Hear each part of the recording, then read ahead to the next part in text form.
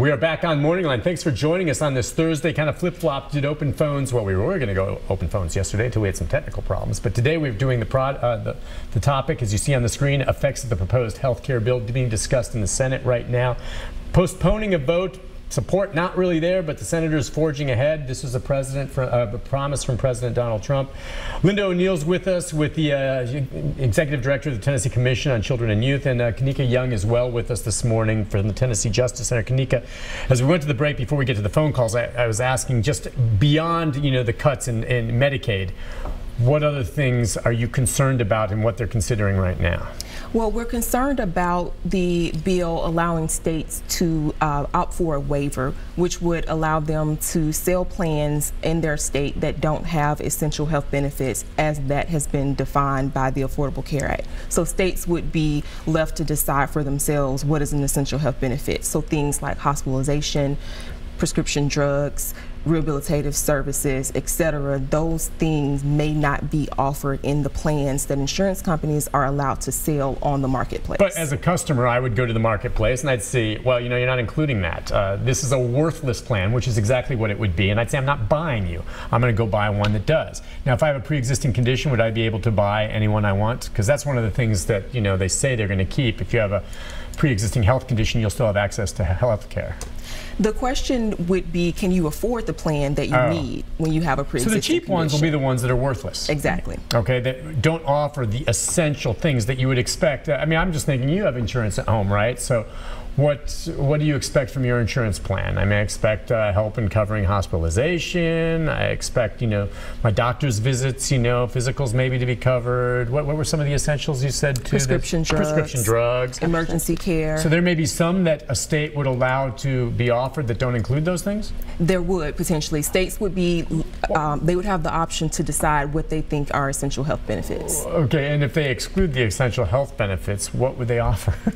Well, the plans could cover a combination of different categories, such as outpatient care or well visits, that sort of thing. Emergency care could potentially be included because hospitals would, have a fit if the insurers are selling plans that would potentially keep them from being paid for providing emergency services.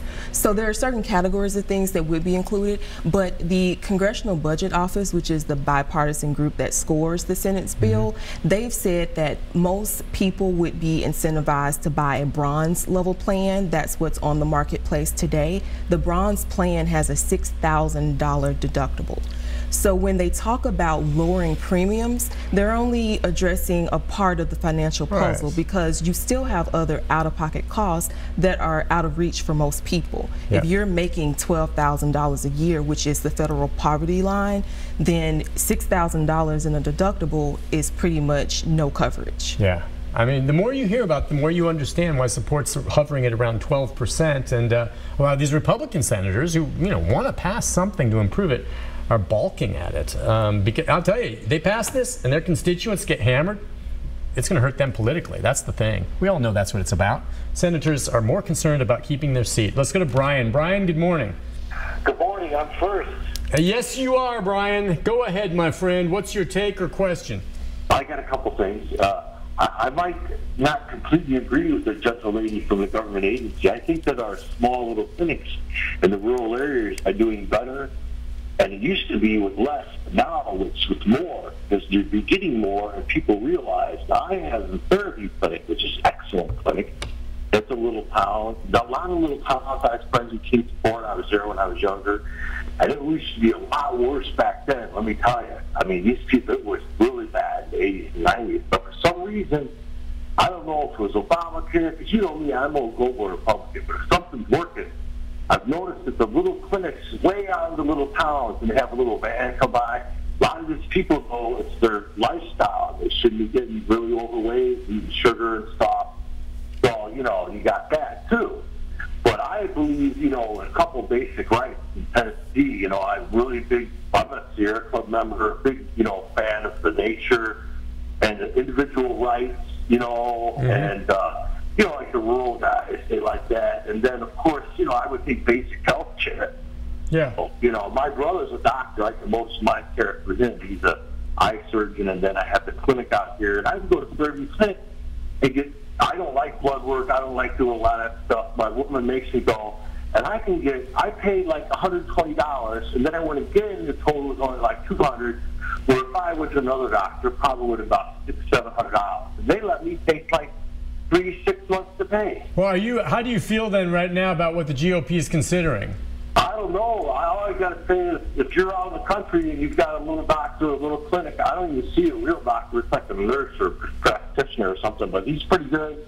Okay, so he seems to think some of the rural areas, at least in his experience, are still doing okay or better than they were years ago. Well, I think what he talked about were the small rural clinics, and those have benefited from the fact that more Tennesseans have had insurance coverage since Obamacare. We still have a significant gap here. There's still 66,000 children in Tennessee who do not have any health insurance coverage, even with Obamacare. But it's the hospitals, not the clinics, that have suffered the most. And why is that again? Because they're not getting the payments. Because their costs are higher, and there's not, and people don't have the coverage they need. There's a recognition that if Tennessee had figured out a way to tap into the Medicaid expansion dollars, that we would have saved some of those rural hospitals, because people would have been able to come and pay. And rural hospitals are major employers in the community. Their loss affects jobs, it affects the school systems, it affects the vibrancy of the community as a whole. I think we all support those small clinics and know that they're really a critical linchpin in the healthcare system. We don't want anybody to go to a hospital unless they have to, and the more they can get preventive care, the more we can improve lifestyles, the better. But that's not a substitute in an emergency and life-threatening circumstances for a hospital. If I could mention one other reason that hospitals are in a different bucket than clinics, is that there's a federal law that requires hospitals to screen and stabilize anyone that shows up to their emergency department. So you have people who don't have regular doctor's visits, who don't have insurance. They wait until something gets really bad and they're about to die, and they go to the hospital, and the hospital has to treat them.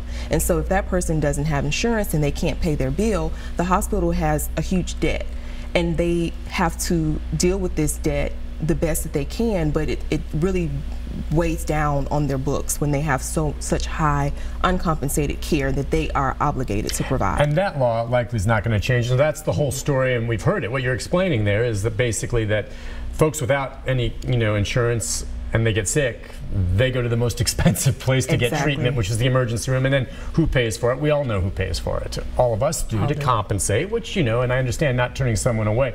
If some of these things happen and all these folks fall off because of Medicaid cuts and the like, I just imagine emergency rooms are going to see a spike, right? They will, and they probably won't be able to handle it. We had a public hearing a couple of nights ago where a emergency room doctor at Vanderbilt talked about the number of people who are coming in their doors that they're struggling to keep up with, especially with the opioid epidemic that's really hitting Which, by the Tennessee way, hard. They're talking about cutting a bunch of money for fighting opioid epidemic. When's the last time you've been in the emergency room at Vanderbilt? It's been a few years for me on a news story, not because I was hurt. That place is packed. Packed. They are so busy. It's amazing how many people go to the emergency, and many of them legit, but some going there because they have no other choice. No other choice. Let's go to Joe. Joe, good morning. Good morning, Nick. Hi, Joe. It's a tragedy for the great country of the United States of America to have our health care in such a mess that it's in. Between Haslam and Trump, nobody really don't know, I don't think, what it even is in his proposals.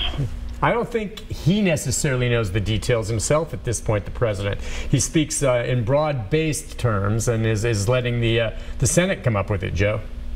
Well, all I'll say, and I'll get off here, is if people are looking at this, even the Republicans are seeing that, people, Trump's looking through rose-colored glasses at this mess that we're in.